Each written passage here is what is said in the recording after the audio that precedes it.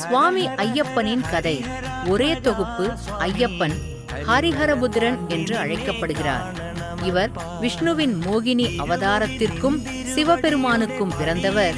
மகிஷாசுரனின் சகோதரியான அரக்கி மகிஷி இவர்களது மகனால் மட்டுமே தனக்கு மரணம் நேர வேண்டும் என்ற வரம் பெற்றதால் தர்மத்தை நிலைநாட்ட ஐயப்பன் அவதாரம் எடுத்தார்.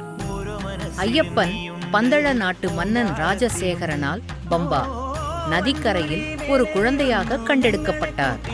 அவரது கழுத்தில் மணி இருந்ததால் அவருக்கு மணிகண்டன் என்று பெயரிடப்பட்டது. அரண்மனையில் ராஜகுமாரனாக வளர்ந்த மணிகண்டனுக்கு பட்டாபிஷேகம் செய்ய மன்னன் விரும்பினார். ஆனால் மன்னனின் மந்திரி சூழ்ச்சியால் ராணிக்கு தலைவலி என்றும் அதை குணப்படுத்த காட்டு புலிப்பால் வேண்டுமென்றும் வதந்தி பரப்பப்பட்டது. சூழ்ச்சி என்று அறிந்தும் மணிகண்டன் புலிப்பால் கொண்டு வர காட்டுக்கு சென்றார். அங்கு அவர் அரக்கி மகிஷியுடன் போர் செய்து அவளை வதம் செய்தார். மகிஷிக்கு சாப விமோசனம் கிடைத்தது.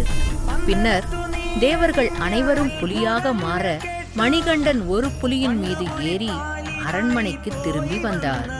இதை கண்ட அனைவரும் ஐயப்பனின் தெய்வீக சக்தியை உணர்ந்து அவரை வணங்கினர். தாம் பூமிக்கு வந்த பணி நிறைவடைந்து விட்டதாக மன்னனிடம் தெரிவித்த மணிகண்டன் ஒரு அம்பை எய்தி அந்த அம்பு விழுந்த இடத்தில் 18 படிகளுடன் தனக்கு கோயில் எழுப்பும்படி அருளினார். அந்த இடமே சபரிமலையாகும். ஐயப்பன் அங்கு பிரம்மச்சாரியாக தவக்கோலத்தில் அமர்ந்து பக்தர்களுக்கு அருள் பாலிக்கிறார்.